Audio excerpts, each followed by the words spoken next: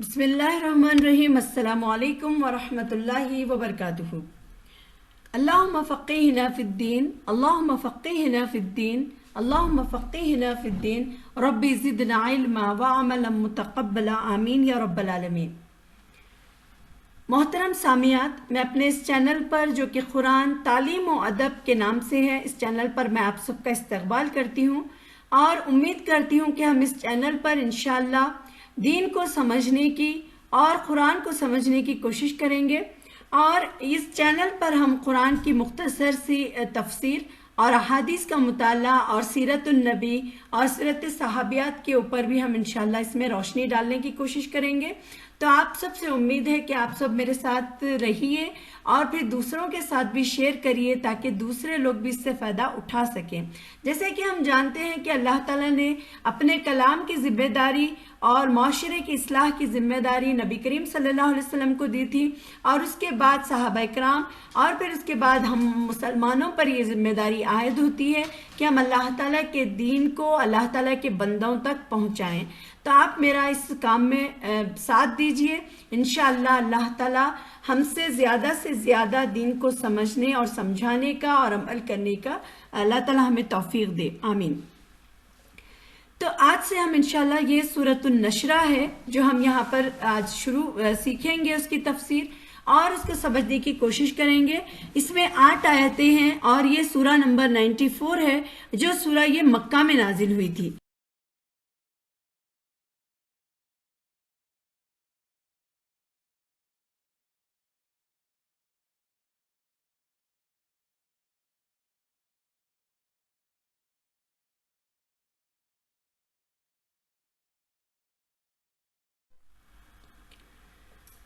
تو یہ سورہ نشرہ ہے اور یہ سورہ ضحیٰ کے بعد نازل ہوئی تھی، اور یہ ایسی صورت ہے جیسے یہ سورہ ضحیٰ کو مکمل کرتی ہو۔ اس صورت میں اللہ تعالیٰ نے نبی کریم صلی اللہ علیہ وسلم سے جو شفقت اور جو محبت کی جھلک اللہ تعالیٰ نے بتلائی ہے وہ بھی ہمیں نظر آتا ہے۔ اور پھر سورہ ضحیٰ میں اللہ تعالیٰ نے 3 انعامات کا ذکر کیا تھا۔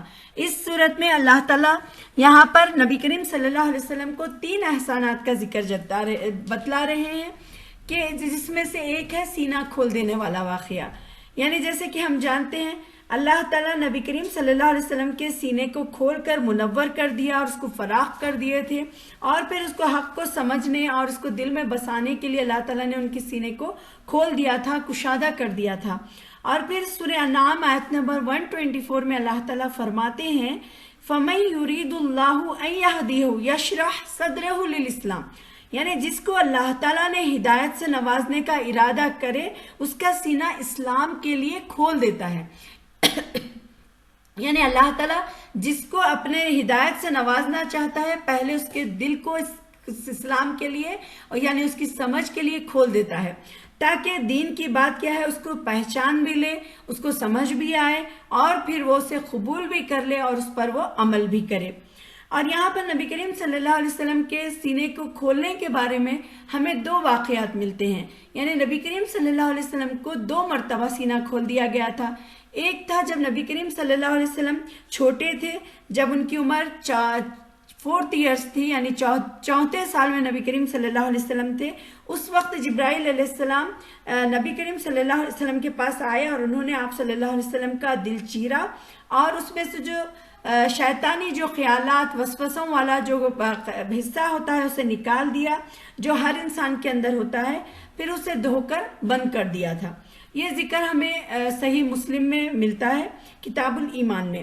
پھر دوسری مرتبہ جو نبی کریم صلی اللہ علیہ وسلم کا سینہ کھولا گیا وہ معراج کے موقع پر، اور اس موقع پر آپ صلی اللہ علیہ وسلم کے سینے کو کھول دیا گیا، یعنی چاک کیا گیا، اور اس سے سینے کو نکال کر اسے آب زمزم سے یعنی زمزم کا جو پانی تھا اس سے دھو کر اپنی جگہ رکھ دیا گیا، اور پھر اسے ایمان اور حکمت سے کیا ہے بھر دیا گیا تھا۔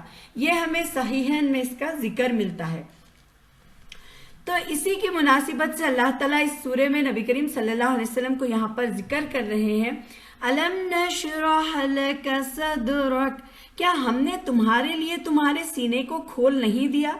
यानी अल्लाह ताला ने नबी करीम सल्लल्लाहु अलैहि वसल्लम की जो दावत की जो जिम्मेदारी अल्लाह ताला ने सौंपी थी और जो उसमें दुश्वारियां आ रही थी और आप सल्लल्लाहु अलैहि वसल्लम के खिलाफ जो इर्द गिर्द साजिशों के जो जाल बिछाए जा रहे थे और इससे आप सल्लल्लाहु अलैहि वसल्लम की जो रूह में बेचैनी थी, जो उनकी तबीयत में एक किस्म की जो बेचैनी फैली हुई थी, तो अल्लाह ताला ने नबी करीम सल्लल्लाहु अलैहि वसल्लम को ये एहसानात याद दिलाते हुए समझा रहे हैं कि क्या हमने तुम्हारे लिए तुम्हारे सीने को खोल नहीं दिया।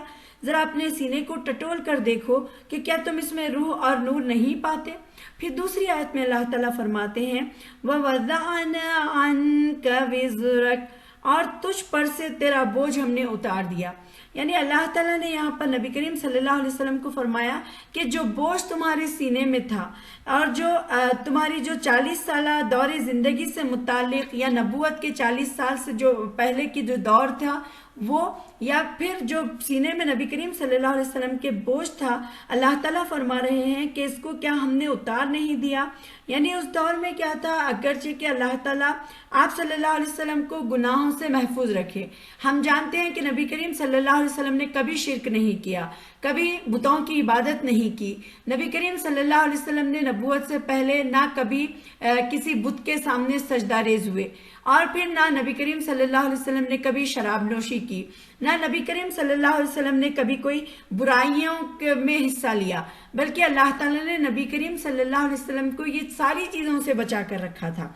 इसके बावजूद ये था कि नबी करीम सल्लल्लाहु अलैहि वसल्लम के दिल और दिमाग पर क्या है, इस 40 साल की जो इबादत और इताअत का जो बोझ था उनके दिल में, कि जैसे कि हम जानते हैं कि आप सल्लल्लाहु अलैहि वसल्लम के जो एहसास और शऊर जो था उनका, उसे बोझ बना कर रखा था। यानी उतने साल जो उन्होंने अपनी ज़िंदगी के गुजारे थे, तो अल्लाह ताला ने उसे उतार देने का ऐलान फरमाया कि आप सल्लल्लाहु अलैहि वसल्लम पर अल्लाह ताला ने ये जो बोझ उतारा है, ये भी क्या है, अल्लाह ताला का एहसान है। कि पहला एहसान ये है कि अल्लाह ताला ने उनके सीने को खोलकर धो दिया। फिर दूसरा एहसान ये है कि अल्लाह ताला ने नबी करीम सल्लल्लाहु अलैहि वसल्लम के जो दिल में ये बोझ था, वो बोझ को भी अल्लाह ताला ने दूर कर दिया। और ये अल्लाह ताला सूरह फतह में भी फरमाते हैं आयत नंबर 2 में, लियग़फ़िरकल्लाहु मा तक़द्दम मिन ज़म्बिका व मा तअख़्ख़रा, ताकि जो कुछ तेरे गुनाह आगे और जो पीछे हुए सबको अल्लाह ताला माफ़ फरमाए और तुझ पर अपना एहसान पूरा कर दे और सीधी राह चलाए और आपको एक ज़बरदस्त मदद दे। तो यहाँ पर भी पता चला कि अल्लाह ताला नबी करीम सल्लल्लाहु अलैहि वसल्लम के जो आगे और पिछले जो भी गुनाह थे, अल्लाह ताला क्या है, उस पर माफ़ कर देता है। और फिर बाज़ मुफस्सिरीन इसके बारे में कहते हैं कि नबी सल्लल्लाहु अलैहि वसल्लम ये जो नबूवत का बोझ था, जिसे अल्लाह ताला ने हल्का कर दिया, इस राह की जो मुश्किलात जो बर्दाश्त करने का हौसला और फिर तबलीग और दीन की दावत में आसानियाँ अल्लाह ताला ने फरमा दी थी। अब तीसरी आयत में आता है अल्लज़ी अनक़ज़ ज़हरक व रफ़अना लक ज़िक्रक, जिसने तेरी पीठ तोड़ दी थी और हमने तेरा जिक्र बुलंद कर दिया। तो अल्लाह ताला ने जैसे नबी सल्लल्लाहु अलैहि वसल्लम के जो बोझ था उसको अल्लाह ताला ने हटा दिया था।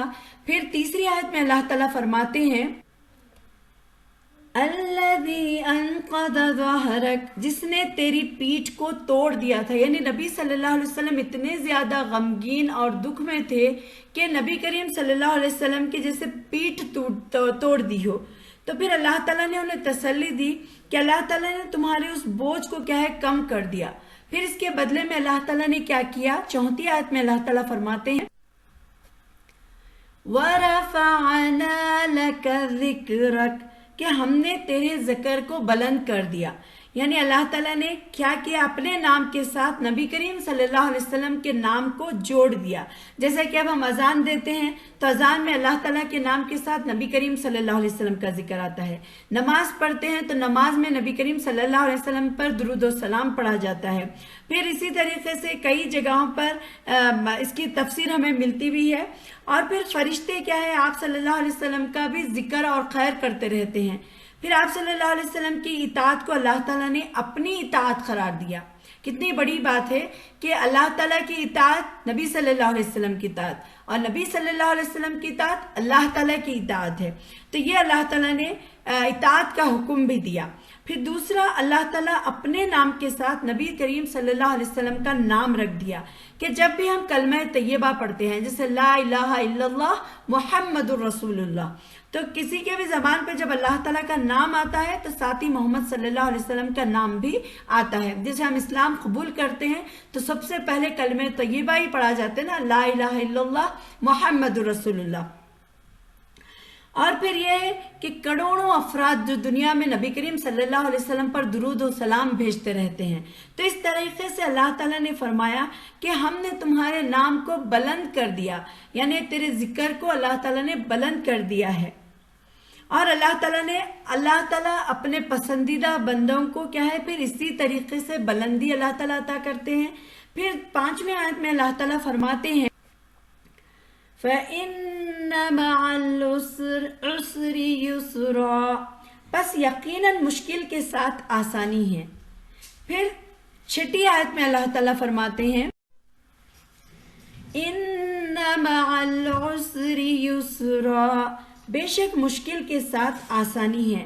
اب یہاں پر کیا ہے کہ آپ صلی اللہ علیہ وسلم کے لیے اور صحابہ کرام کے لیے اللہ تعالیٰ نے یہاں پر خوشخبری دی کہ تم اسلام کی راہ میں جو تکلیفیں برداشت کر رہے ہو، جو مصیبتیں تم اٹھا رہے ہو، جو بھوکے اور پیاسے تم رہ رہے ہو، تو گھبرانے کی کیا ہے، اس میں کوئی ضرورت نہیں ہے، کیونکہ اس کے بعد اللہ تعالیٰ تمہیں فراغت اور تمہیں آسانیاں عطا کرنے والا ہے۔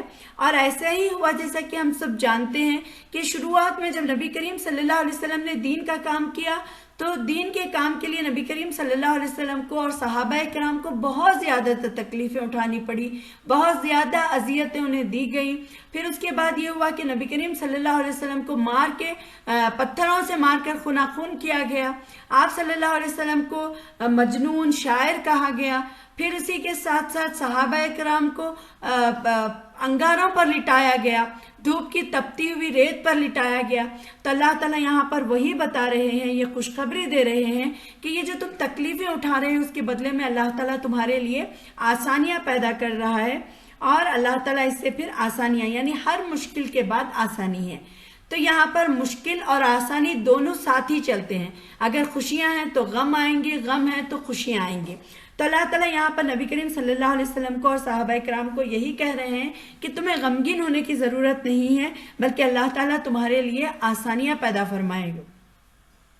پھر اس کے ساتھ اللہ تعالیٰ 7ویں آیت میں فرماتے ہیں فَإِذَا فَرَغْتَ فَانصَبْ، بس جب تو فارغ ہو تو عبادت میں محنت کر۔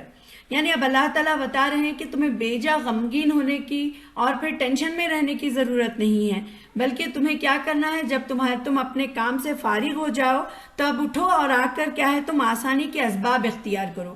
کیسے کہ جب تم لوگوں کے ساتھ اپنی مشغولیات اور زندگی کی مشاغل سے فارغ ہو جاؤ تو پھر یکسو ہو کر اللہ تعالیٰ کی زیادہ سے زیادہ عبادت کرو اور اس میں محنت کرو۔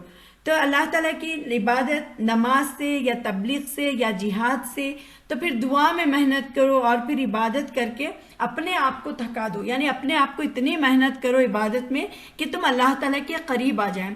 یعنی اب دیکھیے اللہ تعالیٰ نے بتا دیا کہ مشکل کے بعد آسانی ہے، پھر اس کے بعد اللہ تعالیٰ نے فرمایا کہ تم کیا ہے اس سب سے باہر نکلنے کے لیے کیا ہے، تم جب فارغ ہو یعنی جب تمہارے پاس خالی وقت ہو جب تم کیا کرو، اللہ تعالیٰ کی عبادت میں اپنے آپ کو لگا دو۔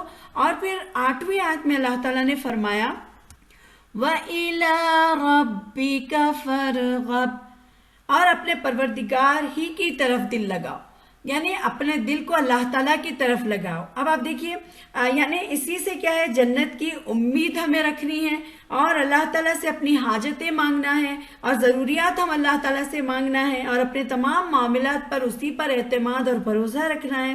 اس سے کیا ہے تمام دشواریاں کیا ہیں آسانی میں مطلب تبدیل ہو جائیں گی، اور ہر تنگی کے بعد اللہ تعالیٰ کیا ہے آسانی رکھے ہیں۔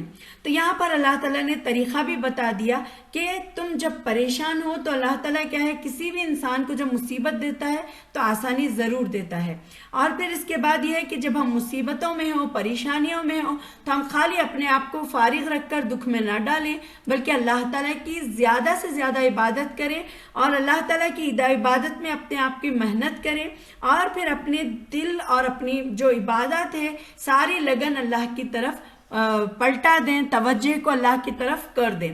تو یہاں پر ہمیں یہ سورہ نظر آیا جس میں اللہ تعالیٰ نے نبی کریم صلی اللہ علیہ وسلم کو تسلی دی، اور پھر اللہ تعالیٰ نے اپنے احسانات جتلائے ہیں۔ تو میں اللہ تعالیٰ سے دعا کرتی ہوں کہ اللہ تعالیٰ ہم سب کو ہماری پریشانیوں کو اللہ تعالیٰ دور فرمائیں، اور ہمیں بھی دین اور اسلام کے لیے جد و جہد کرنے والا، محنت کرنے والے بنائیں، اور ہمیں زیادہ سے زیادہ عبادات کرنے کی توفیق عطا فرمائیں، اور اللہ تعالیٰ ہماری جو کوششیں اور ہماری جو لگن ہے اس کو یکسو کر دے اللہ کے لیے، اور اللہ تعالیٰ ہمارے تمام گناہوں کو معاف فرمائیں جو کبیرہ صغیرہ گناہ ہیں، اور اللہ تعالیٰ ہم سب پر رحم فرمائیں۔ آمین۔ وآخر دعوانا ان الحمدللہ رب العالمین۔ سبحانک اللہم و بحمدک، اشہد ان لا الہ الا انت، استغفرک و اتوب الیک۔ السلام علیکم ورحمۃ اللہ وبرکاتہ۔ آپ ضرور یہ ویڈیوز کو دوسروں کے ساتھ شیئر کریے، اور انشاءاللہ زیادہ سے زیادہ لوگ اس سے فائدہ اٹھائیں، اس کا اجر آپ کو بھی ضرور ملے گا انشاءاللہ۔ السلام علیکم ورحمۃ اللہ وبرکاتہ۔